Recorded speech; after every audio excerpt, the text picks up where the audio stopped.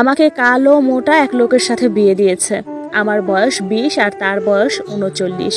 তার ওজন হবে 140 কেজি আর আমার ওজন 50 কেজি। তার এটা দ্বিতীয় বিয়ে আর আমি নাকি তার দ্বিতীয় স্ত্রী। আসলে আমার পরিবার গরিব, তাই অর্থ দেখে আমার দুই ভাই ও ভাবিরা মিলে এই মোটা কালো লোকের সাথে বিয়ে দিয়েছে। আমি ছিলাম তাদের ছোট বোন। আমাকে জন্ম দিতে গিয়ে আমার মা মারা গেছে এবং আমার বয়স যখন 13 বছর তখন বাবা মারা গেছে। নিয়তির লিখন। আর তখন থেকেই আমার জীবনের কালো অধ্যায় শুরু।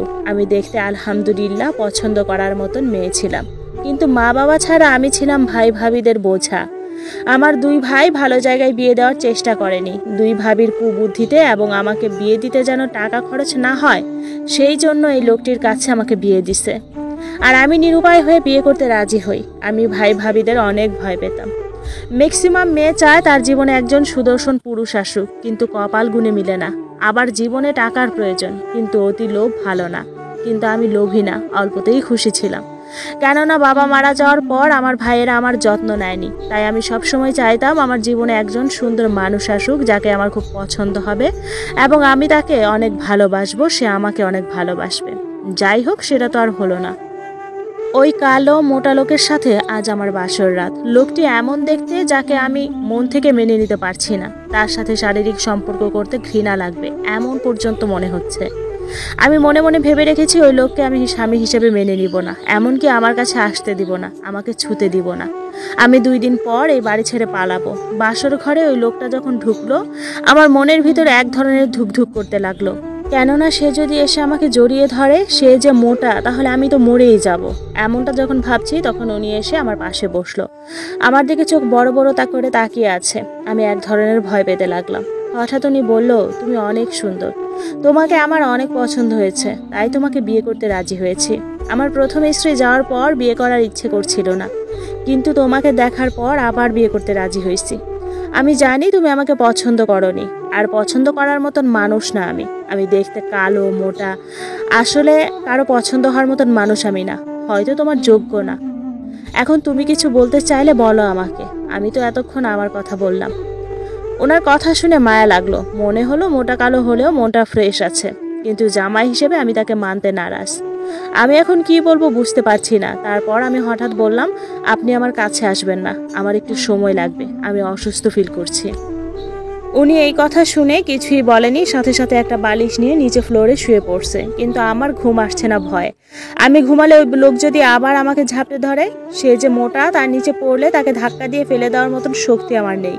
কিন্তু গভীর রাতে অনেক কান্না পাচ্ছিল। এমন কপাল আল্লাহ কেন আমার দিল?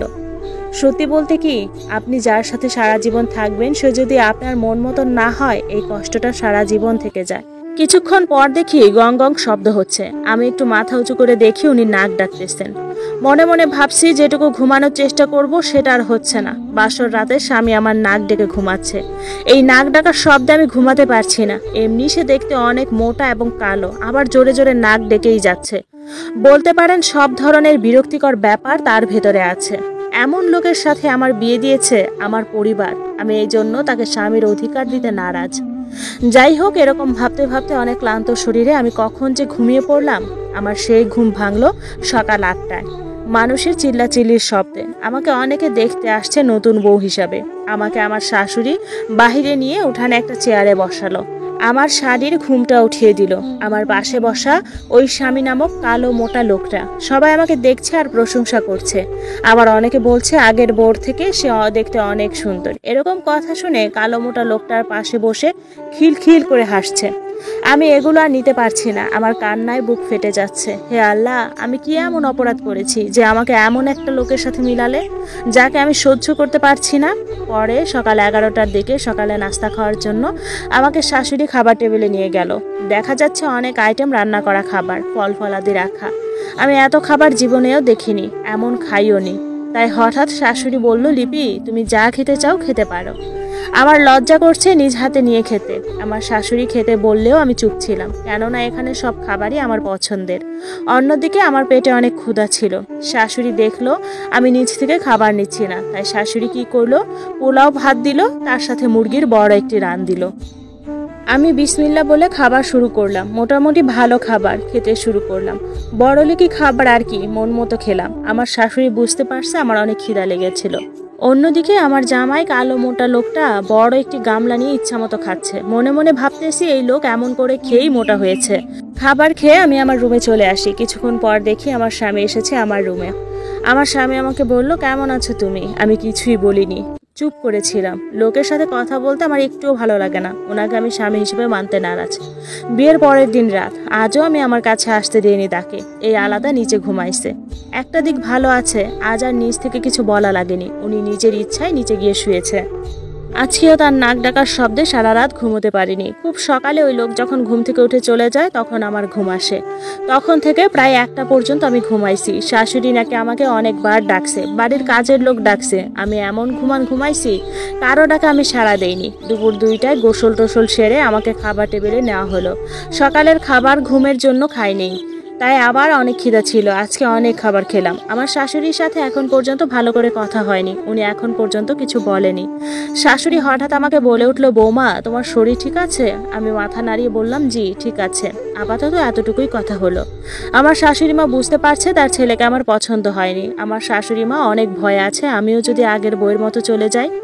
দেখতে দেখতে এই বাড়ি আজ 4 দিন হয়ে গেল। আমার ভাইরা কেউ আমাকে দেখতে আসেনি। মনে হচ্ছিল আমাকে এই বাড়ি বিক্রি করে দিয়েছে।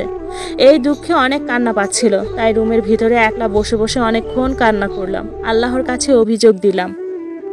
আবার এখান থেকে যে পালিয়ে কোথায় যাব সেটাও বুঝতে পারছি না। ওই কালো মোটা স্বামীর জন্য আমি এক রাতও ঠিকমতো ঘুমাতে পারছি না।